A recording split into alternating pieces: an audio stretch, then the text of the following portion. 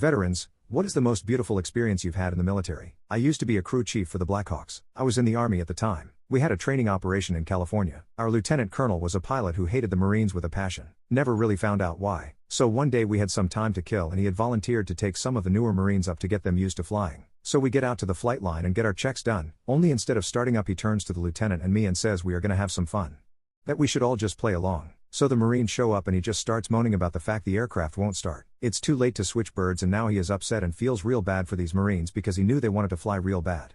So the Marines ask if there is anything they can do and he tells them the only way to get the bird started is to push start it. Like you would an old manual transmission vehicle. But you know, the aircraft is heavy and he wasn't sure it could be done. Well, that sparks the can-do and cocky attitude of the Marines. I should mention now there were about 10 of them. So I get out and line 9 of them along the bird so they can get leverage to push but not break anything. And I took the tallest who was 6'3" and placed him up front. He is instructed that he will have to spin the main rotor by hand while running to stay in front of the bird. I climbed